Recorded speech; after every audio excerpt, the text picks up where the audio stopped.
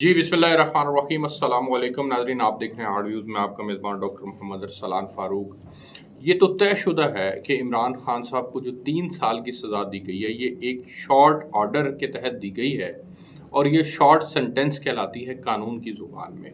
426 CPRC के तहत इनकी सस्पेंशन फ़ाइल की जाएगी और उस सस्पेंशन के नतीजे के अंदर मैं बड़ी इंपॉर्टेंट इन्फॉर्मेशन आपके साथ शेयर कर रहा हूँ। नुक्ता आगाज़ ये है कि इमरान खान साहब जो हैं वो कब तक इस मामले के अंदर बरी हो सकते हैं, या बरी होने का मसला वो कब तक हल हो सकता है, या इमरान खान साहब की ज़मानत कब तक हो सकती है और उनकी ये जो सज़ा है ये सस्पेंड कितने दिनों में हो सकती है। अगर इस्लामाबाद हाई कोर्ट के अंदर कोई बाइस्ड जज नहीं बैठता जिसने इमरान खान साहब के साथ जिसका कोई ज़ाती किस्म का कोई मामला ना हो,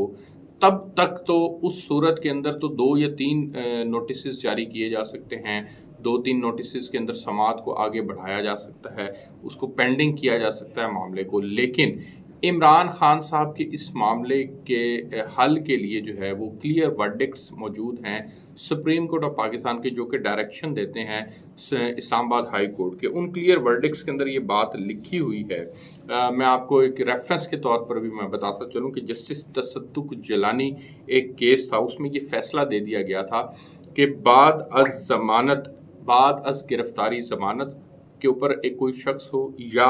सजा होने के बाद जमानत दायर करे तो उन दोनों को यकजा करके देखा और सुना जाएगा और उनकी सस्पेंशन होगी। 426 CPRC के अंदर उनको नोटिस जारी किए जाएंगे, फ्री कैन को नोटिस जारी किए जाएंगे और शॉर्ट सेंटेंस होने की वजह से 3 साल की सज़ा होने की वजह से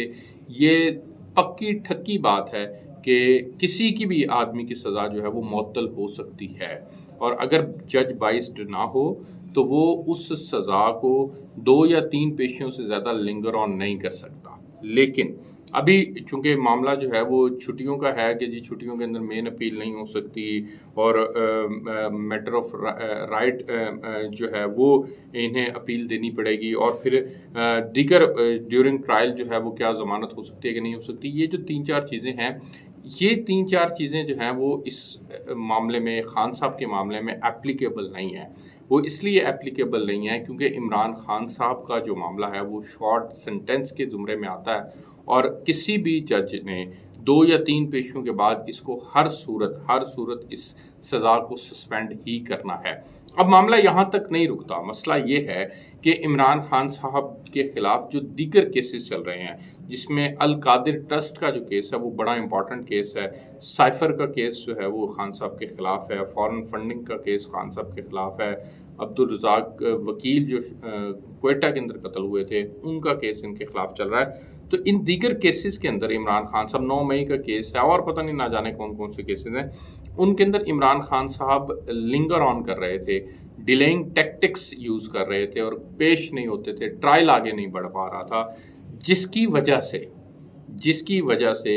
मामलात जो हैं वो हुकूमत के कंट्रोल में नहीं आ रहे थे। अब जबकि इमरान खान साहब जो हैं वो हुकूमत ही की कस्टडी के अंदर मौजूद हैं, अटक जेल के अंदर, आज गो के उनको फैसिलिटीज़ भी प्रोवाइड कर दी गई हैं और उनकी बैरक भी बेहतर कर दी गई है। लेकिन इमरान खान साहब को अब किसी भी अदालत, कोर्ट ऑफ लॉ के अंदर प्रोड्यूस करना ये हुकूमत की जिम्मेदारी बन चुकी है और ये पुलिस की जिम्मेदारी बन चुकी है। तो अब वो प्रोड्यूस होंगे, डिलेइंग टैक्टिक्स यूज़ नहीं होंगे, केसेस तेज़ी से आगे बढ़ेंगे तो खान साहब को जो दीगर केसेस हैं उनके अंदर भी कन्विक्ट करना जो है वो इनके लिए आसान हो जाएगा, जो भी इस वक्त मौजूदा सूरत हाल में केसेस चल रहे हैं। इमरान खान साहब का मामला जो है वो मैं आपको पहले बता चुका हूँ कि कितना ही बाइस्ड जज क्यों ना हो,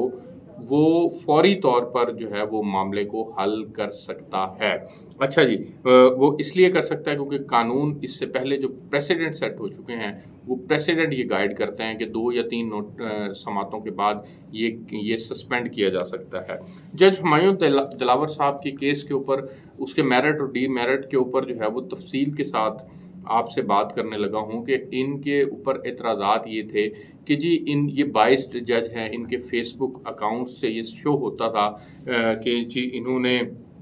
इमरान खान साहब के खिलाफ पोस्टें की हुई हैं, ایک یہ پی ٹی آئی کا یہ بھی ایک تحفظ تھا، اعتراضات اگر ان کے پی ٹی آئی کے دیکھے جائیں تو انہوں نے یہ اعتراض اٹھایا کہ ان جج ہمایوں دلاور صاحب نے ان کے عمران خان صاحب کے 4 گواہوں کو نہیں سنا۔ دوسرا ان کا یہ اعتراض تھا کہ جی یہ کیس تو چونکہ سیشن کورٹ میں چلنا ہے، تو یہ عمران خان صاحب NA95 سے MN تھے، تو یہ توشہ خانہ کا معاملہ ہے، تو اس کو میاں والی کی کورٹ کے اندر سنا جانا چاہیے، یہ غیر قانونی طور پر اسلام آباد کے اندر معاملہ سنا جا رہا ہے۔ دوسرا یہ ٹائم بار ہو چکا ہے، 3 سال پرانا معاملہ تھا، 19 20 21 کا معاملہ تھا، اور آپ ٹائم بار معاملے کو جو ہے وہ کیسے ڈسکس کر سکتے ہیں۔ اور پھر میں آگے آپ پہلے بھی بتا چکا ہوں کہ ہمایوں دلاور کی جانبداری کے اوپر سوالات اٹھائے جا رہے تھے، تو یہ ان چیزوں کے اوپر تو پی ٹی آئی اور ان کے لوگ بات کرتے ہیں، لیکن اس کے اوپر بات نہیں کرتے کہ کیا عمران خان صاحب نے توشہ خانہ سے گھڑی انڈر ویلیو لی، کیا اس کو انہوں نے 20% دے کر اس کو خریدا اور پھر اس کی انہوں نے ٹرانزیکشن شو نہیں کی اور اس کو انہوں نے اپنے گوشواروں کے اندر ظاہر نہیں کیا، کیا یہ ایسا ہوا یا نہیں ہوا، اس کے اوپر بات نہیں کی جاتی، نہ اس کے اوپر اعتراض اٹھایا جاتا ہے، نہ عمران خان صاحب سے یہ بات پوچھی جاتی ہے۔ یہ ایک جنرل کویسچن ہے، میرٹ کا کویسچن ہے کہ عمران خان صاحب کو کیا واقعی میں غیر قانونی طور پر ایک گھڑی انہوں نے خریدی، ان کو اس کو آگے بیچا اور اس کے پیسے جو ہیں وہ اس گوشواروں میں شو نہیں کیے، تو یہ کیا حقیقت ہے یا نہیں، تو اس کے اوپر پی ٹی آئی کے دوست بات نہیں کرتے، لیکن یہ ایک حقیقت ہے اور اس کے میرٹ کے اوپر ضرور بات ہونی چاہیے۔ ہاں، کیس کیسے آگے بڑھا،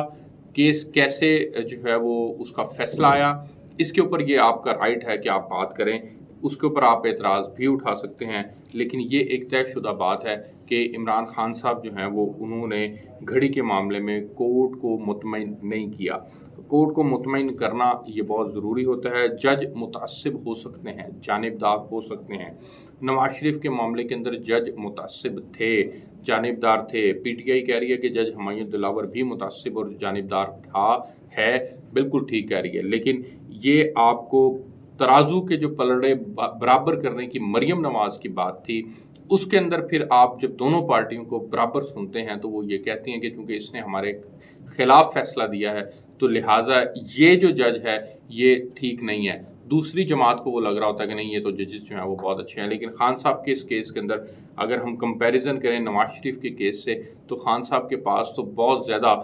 جو ہے وہ رائٹ موجود ہے کہ وہ اب اس معاملے کو اسلام آباد ہائی کورٹ، اس کے بعد سپریم کورٹ تک لے جا سکتے ہیں۔ نواز شریف کو تو سپریم کورٹ آف پاکستان سے جو ہے وہ نااہل کیا گیا تھا، تو یہ فرق ہے، تھوڑا سا اس کو دیکھنے کی ضرورت ہے۔ میں آپ کو چیزیں جو ہیں وہ آپ کے ساتھ شیئر کر رہا تھا، آپ کو بتا رہا تھا کہ خان صاحب کا اس معاملے کے اندر اپیل ہو سکتی ہے، سسپینڈ ہو سکتا ہے معاملہ، خان صاحب باہر آ سکتے ہیں، لیکن اگر انہوں نے ججز نے متعصبانہ رویہ اختیار کیا یا انہوں نے یا کوئی جج بائزڈ ہوا یا کچھ اور معاملہ ہوا، میں زیادہ بات نہیں کرنا چاہتا اس پہ، تو ممکن ہے تو ان 3 4 6 ہفتے اس کے اوپر وہ لے جائیں، اس کو کھینچ کے لے جائیں، لیکن بہرحال اس معاملے کے اندر ان کا رائٹ ہے کہ ان کو جو ہے ان کی سزا سسپینڈ ہو کر ان کو رہا کر دیا جائے گا، لیکن اس کے دوران دیگر کیسز کا فیصلہ آ جائے وہ ہم کچھ کہہ نہیں سکتے، وہ معاملہ جو ہے وہ کیسے طے ہوگا، یہ میں آپ کے ساتھ جو ہے وہ چیزیں ساتھ ساتھ شیئر کرتا رہوں گا۔ اجازت دیجیے، اللہ حافظ۔